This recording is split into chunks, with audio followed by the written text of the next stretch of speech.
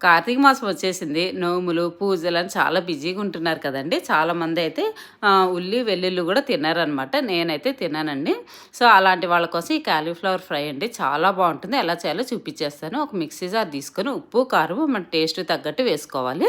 2 table spoons నువ్వులు, 2 table spoons ధనియాలు, ఒక పావు టేబుల్ స్పూన్ జీలకర్ర. ఇక్కడ జీలకర్ర క్లిప్పింగ్ మిస్ అయిందండి.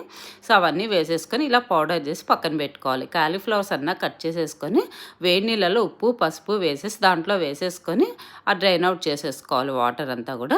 తర్వాత ఒక బాండీ పెట్టేసుకొని స్టవ్ మీద 2 టేబుల్ స్పూన్స్ ఆయిల్ వేసేసుకొని ఈ మనం కట్ చేసి పెట్టుకున్నాం కదా కాలీఫ్లవర్, అది ఒక 2 to 3 మినిట్స్ ఇట్లా ఫ్రై చేసుకోవాలి. ఎక్కువ ఫ్రై చేయొద్దండి.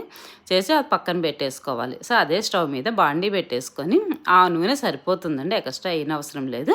సో, దాంట్లో వేడైన తర్వాత ఆయిల్, దాంట్లో పోపు దినుసులు వేసుకోవాలి. ఆవాలు, జీలకర్ర, శనగపప్పు, మినపప్పు, కరివేపాకు, ఎండుమిరపకాయ, పచ్చిమిరపకాయలు ఇవన్నీ వేసుకొని ఫ్రై అయిన తర్వాత మనం ఆల్రెడీ ఫ్రై చేసి పెట్టుకున్నాం కదా కాలీఫ్లవర్, అది కూడా దాంట్లో వేసేసుకొని ఒకసారి తిప్పేసుకొని మూత పెట్టి 2 మినిట్స్ పెట్టామంటే అది మగ్గిపోతుంది. మనం పౌడర్ చేసి పెట్టుకున్నాం కదా, అది కూడా దాంట్లో వేసేసుకొని ఒక్కసారి కలుపుకుని తిన్నామంటే అసలు చాలా బాగుంటుంది. అల్లం వెల్లుల్లి లేకపోయినా కూడా బాగుంటుంది.